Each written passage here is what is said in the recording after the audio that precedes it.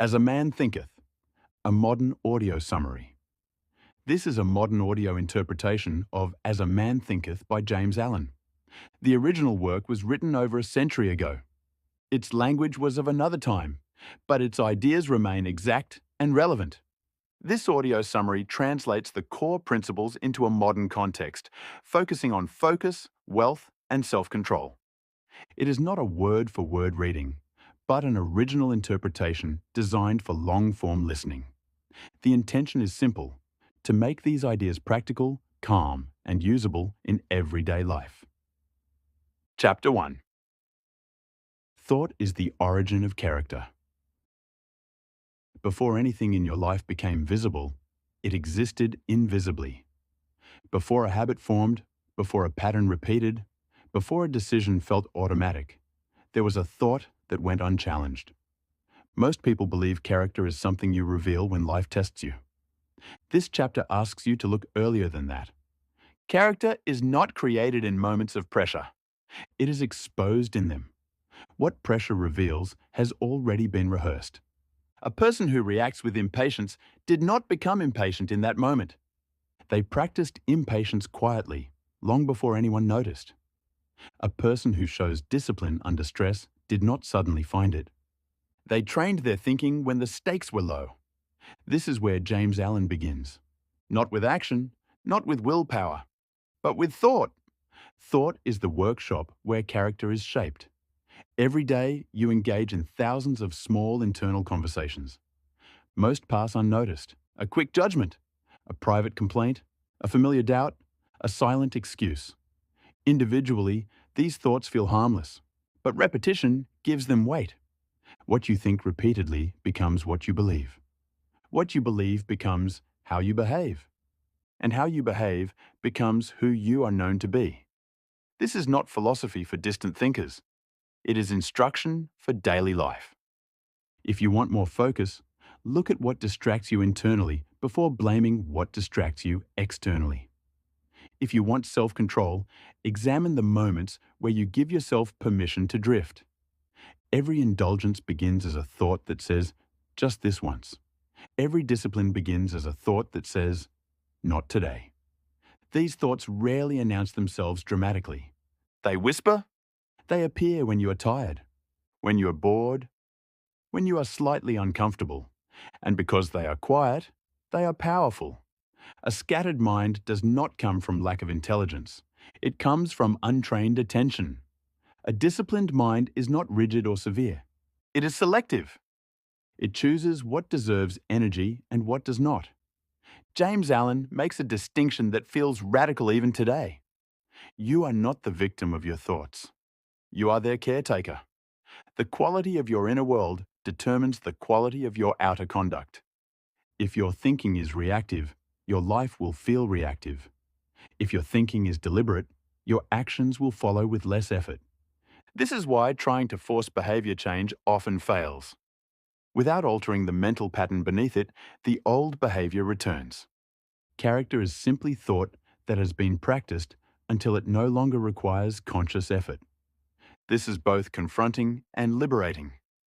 Confronting because it removes the comfort of blaming circumstances for who you've become. Liberating because it means change does not require permission from the outside world. You do not need perfect conditions to begin refining your thinking. You need awareness. Notice the thoughts you indulge when no one is watching. Notice the stories you tell yourself about effort, discomfort, and delay. Do you treat challenge as a signal to withdraw or as a place to strengthen attention? Do you allow frustration to run unchecked or do you redirect it quietly? These moments shape character more than dramatic decisions ever will. Focus is not built in grand declarations. It is built in these small internal refusals and commitments. Self-control is not suppression. It is alignment between what you think and what you value. Wealth, in its deepest sense, begins here as well. Not money, but mental order. A mind that cannot govern itself will struggle to govern resources, time, or opportunity. This chapter is not asking you to judge yourself. It is asking you to observe. Because observation is the beginning of discipline. As you continue listening, remember this: your life does not rise to the level of your goals. It settles into the shape of your most repeated thoughts. And those thoughts are being chosen, whether consciously or not. If this chapter is grounding something in you, take a moment to like the video and subscribe. Not as a favor, but as a signal to yourself that this kind of work matters. In the next chapter, we'll explore how the mind functions as an environment and why what you allow into it determines what grows. For now, stay with this idea. Thought is the origin, character is the result, and everything else follows. Chapter 2. The mind as an environment. Most people think of the mind as a tool, something to use when needed, something to switch on for work and off for rest. James Allen invites a different understanding. The mind is not just something you use, it is somewhere you live. And like any environment, it shapes what can survive there. If an environment is noisy, unstable, and overstimulated, nothing delicate lasts long. Attention fragments. Patience thins. Clarity fades. If an environment is calm, ordered, and intentional, effort becomes easier to sustain. Focus is not forced in such a space. It emerges naturally. This is why two people can face the same demands and respond very differently. One feels overwhelmed, the other feels engaged. The difference is not capacity, it is internal conditions. Every day, your mind is exposed to inputs: information, images, opinions, urgency, comparison. Most of it arrives without invitation. If you do not decide what belongs in your mental environment, it will be decided for you. Distraction is rarely accidental. It is the result of an unguarded inner space. A mind constantly interrupted cannot produce depth. It learns to skim, not to stay. Self-control begins not with resistance, but with selection. What you allow into your awareness determines what thoughts are available to you later. If you feed your mind conflict, it rehearses conflict. If you feed it scarcity, it rehearses lack. If you feed it clarity, it learns to remain still. This is not about eliminating stimulation entirely. It is about hierarchy. Not everything deserves equal attention. A disciplined mind is not one that never wanders, but one that notices quickly and returns deliberately. James Allen uses the metaphor of cultivation for a reason. An uncultivated field does not remain empty. It fills with whatever grows fastest. Likewise, a neglected mind fills with the loudest thoughts, not the wisest ones. Worry grows easily. Resentment spreads quickly. Distraction multiplies without effort. Clarity, on the other hand, must be protected. This is why focus feels difficult at first. You are not failing. You are restoring order. Silence can feel uncomfortable because it reveals how crowded the mind has become. Many people mistake this discomfort for boredom or restlessness. In reality, it is withdrawal. The mind is adjusting to the absence of constant input. If you stay with the silence, something shifts. Thoughts slow. Attention stabilizes. You begin to notice which thoughts are habitual and which are useful. This awareness is the foundation of self-control. You cannot govern what you do not observe. James Allen's insight here is subtle but powerful. Your inner environment determines what kind of thoughts you are capable of sustaining. A mind trained on constant novelty struggles with long-term goals. A mind trained on reflection develops patience. This is where wealth, in its deeper sense, begins to form. Not money, but margin. The ability to pause, to consider, to choose rather than react. A person who cannot maintain internal order will struggle to manage external complexity. Time feels scarce. Energy feels depleted. Opportunities feel overwhelming. But when the inner environment is simplified, life becomes more navigable. Decisions take less effort. Focus becomes steadier. Self-control feels less like restraint and more like alignment. This chapter is not asking you to eliminate distraction completely. It is asking you to become intentional, to treat your mind as a space worth maintaining. Notice what repeatedly pulls your attention away from what matters. Notice what leaves you scattered rather than restored.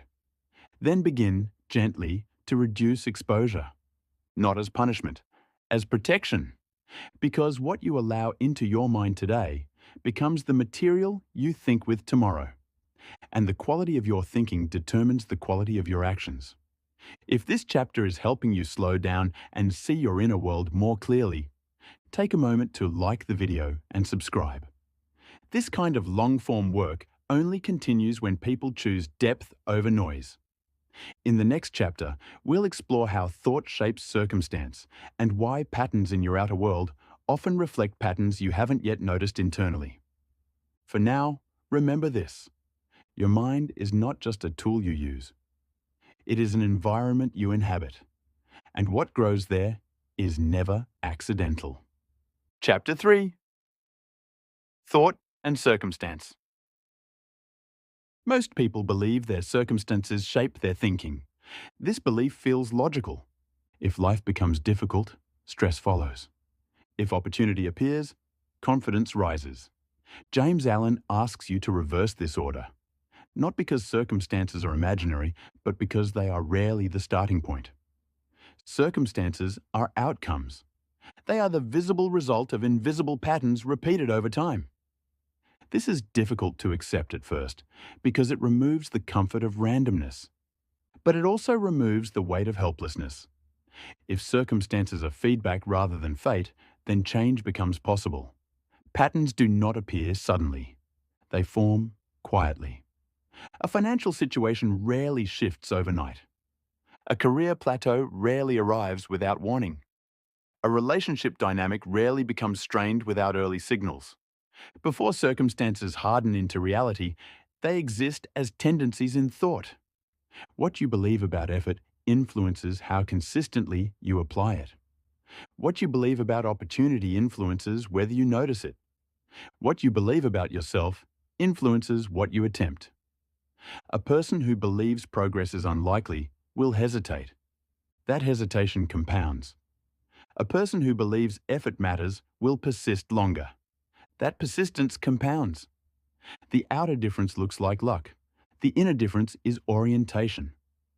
James Allen does not suggest that every hardship is self-created. Life contains events beyond control. What he does suggest is that repeated circumstances often reflect repeated thinking. When the same situations appear again and again, it is worth asking what mental posture keeps inviting them. Responsibility here is not blame. It is leverage. Blame looks backward and exhausts energy. Responsibility looks forward and creates options. A person who sees circumstances as fixed becomes reactive. A person who sees circumstances as responsive becomes deliberate. This shift changes how you move through difficulty. Instead of asking, "Why does this keep happening to me?" you begin asking, "What is this revealing about how I think, choose, or respond?" This question is quiet but powerful. It redirects attention from complaint to correction. Circumstances do not respond to intention alone. They respond to consistent action guided by stable thinking. When thinking changes briefly, circumstances barely move. When thinking changes permanently, circumstances eventually follow. This delay is where many people give up. They expect immediate evidence. When it doesn't arrive, they assume the effort was meaningless. But circumstances lag behind thought. Just as habits take time to form, outcomes take time to shift. This is why discipline is essential. A disciplined thinker does not wait for motivation. They operate from commitment. They continue to act in alignment with new thinking even while the old circumstances remain visible. Over time, something subtle changes. Choices become cleaner, reactions soften, patterns loosen. Eventually, the external world reorganizes. Not because it was forced, but because the internal structure supporting the old pattern no longer exists. James Allen's message here is not harsh.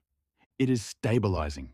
You are not condemned by your past thinking, but you are shaped by your current thinking. Circumstances are not personal judgments. They are information. They show you what you have been rehearsing internally. This understanding brings calm. Instead of fighting the world, you work with cause and effect. Instead of resenting delay, you respect process. This is where focus deepens. You stop scattering effort trying to fix everything at once. You direct attention inward, where change begins. Wealth, progress, and stability all follow this order.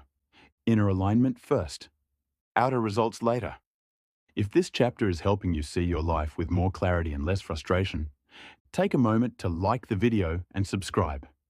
This supports long-form work that values understanding over urgency. In the next chapter, we'll explore how thought influences health, stress, and the body, and why mental discipline is essential for sustained energy and calm.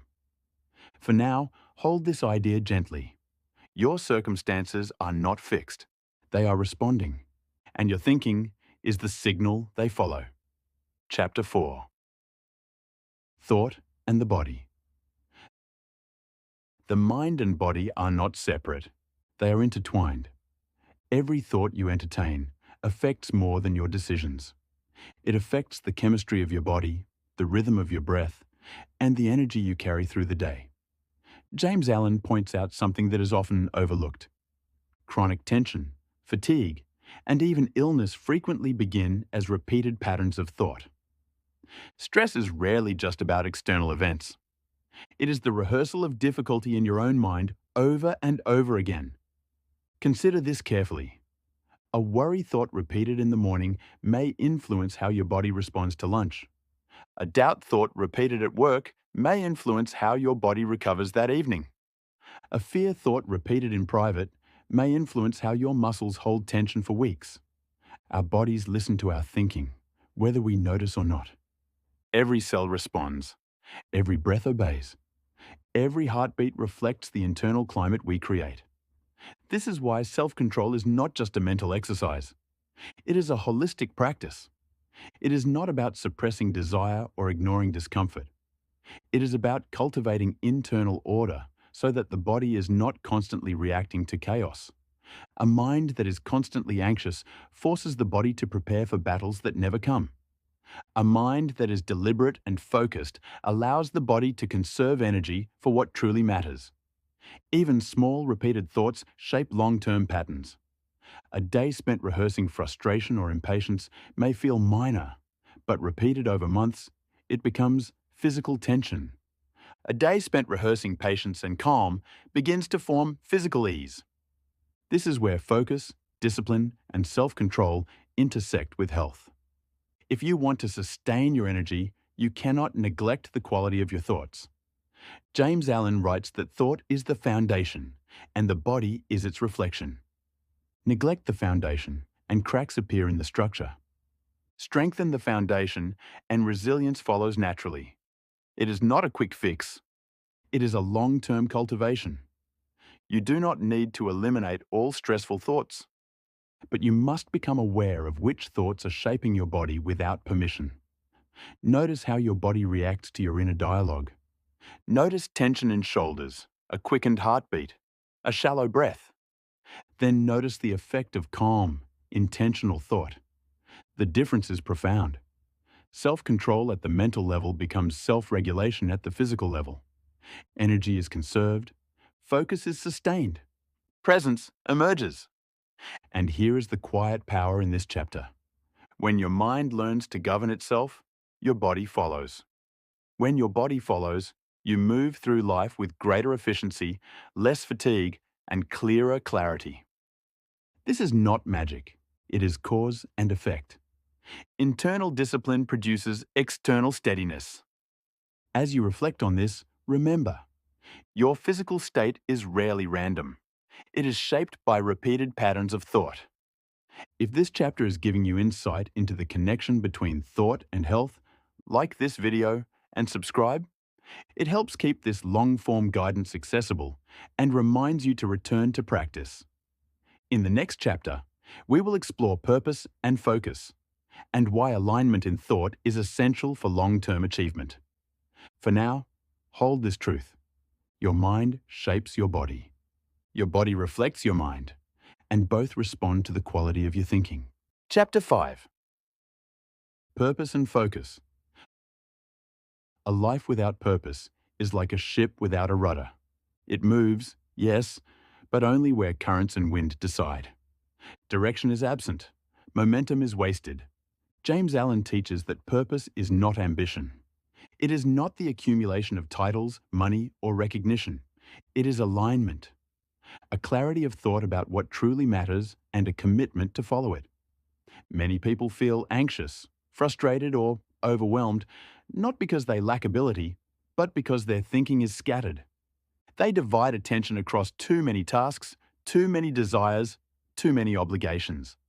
The mind becomes fragmented, and with fragmentation comes exhaustion. Focus is not the ability to do everything.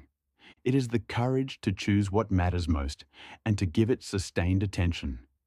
It is the willingness to exclude the unimportant. Think of focus as a garden again. You cannot plant every seed at once. You cannot tend all crops simultaneously. Select what will grow. Protect it. Nurture it. Everything else must be left aside. Purpose begins quietly. It is a small, deliberate commitment in your thoughts before it manifests in your actions. It is the repeated mental choice to do what matters, even when distractions scream for attention. Self-control grows naturally from purpose. When your thinking is aligned, actions follow effortlessly. When your thinking is scattered, energy leaks everywhere. Discipline feels heavy and arbitrary. When your mind is directed, discipline feels like rhythm. Many people misunderstand this principle. They believe they need motivation to act. Motivation is fleeting. Purpose is persistent. A motivated person may begin enthusiastically, but will falter when challenge arises.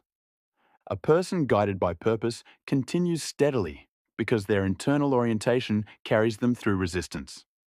This is why clarity of thought is more important than a perfect plan. Your outer plans are only as reliable as your inner alignment.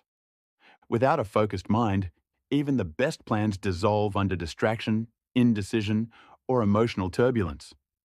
Notice your own thinking as you listen. Do you feel pulled in too many directions? Do urgent but trivial matters dominate your attention? If so, you are not lacking time. You are lacking purpose. Purpose does not demand perfection. It demands consistency, a repeated mental rehearsal of your priorities until they are second nature. A daily alignment of thought and attention. James Allen writes that achievement flows naturally from thought, but thought flows naturally from purpose. First comes clarity, then comes focus, then comes the results you seek. This is where wealth begins to form, not merely money, but the capacity to direct energy and effort efficiently. This is where self-control becomes sustainable, not merely restraint, but a natural alignment with what matters. Your life will not change because you want it to. It will change when your thoughts align with purpose long enough for your actions to reflect it. If this insight resonates, like the video and subscribe. Purpose is a daily practice, and returning to it reinforces your internal alignment. In the next chapter, we will explore achievement and how thought compounds into lasting results, turning clarity and focus into tangible progress. For now, remember, purpose is quiet, focus is deliberate, and both are the foundation for everything else that matters. Chapter 6. Thought and Achievement. Achievement is not born from fleeting bursts of effort. It is the quiet accumulation of aligned action over time. James Allen reminds us that thought precedes accomplishment. What you repeatedly think shapes what you repeatedly do, and what you repeatedly do forms the reality you experience. Many people mistake intensity for progress. They act passionately for a moment, then burn out, then feel frustrated. This is not true achievement. True achievement is steady, disciplined, and cumulative. Consider the mind like a lens. If your thoughts are focused, they concentrate your energy. If your thoughts are scattered, energy diffuses, and effort is wasted. The mind that rehearses clarity produces consistent action. The mind that rehearses distraction produces inconsistent results. Achievement is not an external reward for effort. It is the natural consequence of orderly thinking translated into sustained action. Wealth, opportunity, recognition, and mastery are not handed to those who act erratically. They are naturally drawn to those whose thinking and action are aligned. Think carefully about the energy you invest each day. Every worry, every complaint, every moment of indulgent distraction is mental energy that could have built something meaningful. Every deliberate, focused thought compounds into clarity, competence, and eventually, tangible outcomes. Consistency matters more than intensity. A single hour of daily focused work repeated for years exceeds the results of a chaotic week of frantic effort. This principle applies to every area of life: financial goals, career ambitions, health and fitness, relationships. All outcomes reflect the quality and repetition of thought behind them. James Allen emphasizes patience as part of achievement. Circumstances rarely shift overnight. Effort delayed is not effort wasted. It is patience in disguise. A disciplined mind recognizes that setbacks are feedback, not defeat. Temporary failure is a signal to refine thought, adjust focus, and continue. Every action aligned with clear thinking reinforces momentum. Resentment, envy, and comparison are wasted thought. They consume energy that could build achievement. Discipline redirects that energy toward action that compounds over time. Achievement is not flashy. It is not loud. It is quiet, deliberate, and internal. It emerges naturally from sustained mental alignment. As you reflect, notice your own patterns. Do you begin projects with clarity or with distraction? Do you return to them consistently or abandon them when life shifts? Achievement is born from the consistent alignment of your thoughts and your daily actions. Your mind can either be a factory of progress or a field of distraction. Choose carefully what you cultivate. If this chapter is helping you see how thought leads to lasting results, like the video and subscribe. The practice of long-term focus grows stronger each time you return. In the next chapter, we will explore serenity and mastery and how a disciplined mind cultivates calm, presence, and quiet influence over life. For now, remember, achievement is not dramatic. It is consistent. It is built on the invisible structure of thought. And every day you practice alignment, you move closer to the results your mind is shaping. Chapter 7. Serenity and Mastery. Serenity is often misunderstood. Many people think calmness is passivity. They equate quiet with weakness, stillness with inaction. James Allen teaches something different. Serenity is not inactivity. It is mastery. It is the natural result of a disciplined mind. When thought is ordered, life becomes less reactive. Your mind no longer swings with every frustration, distraction, or crisis. Your energy is not wasted on battles that do not matter. You respond with precision, not impulse. Mastery begins with observation. It begins by noticing your internal state before reacting to external events. A person who cannot govern their thoughts is governed by circumstance. A person who cultivates inner calm governs themselves and, quietly, their environment. Think of it this way. Two people face the same challenge. One panics, reacts, and exhausts energy unnecessarily. The other observes, adjusts, and responds deliberately. The difference is not circumstance, it is the inner state. Serenity emerges from repeated practice. It is built by refusing to indulge every passing irritation. It grows when your mind chooses clarity over distraction, patience over impulse. In life, there will always be difficulties. There will always be interruptions, setbacks, and moments of pressure. Serenity does not remove them. It changes your relationship to them. You move through challenges with less resistance, more presence, and greater effectiveness. Mastery is similar. It is not about controlling others or dominating situations. It is about governing yourself. It is about aligning your thoughts, emotions, and actions so that you respond instead of react, and so that you create results rather than being swept along by circumstance. James Allen emphasizes that this is not a single achievement. It is a lifelong practice. It is a habit of mind. It is returning over and over to the discipline of conscious thought.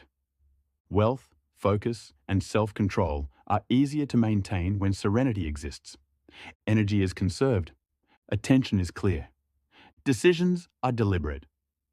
A person with a chaotic mind is constantly exhausted, constantly reactive. A person with a serene mind preserves energy, strengthens focus, and moves through life deliberately.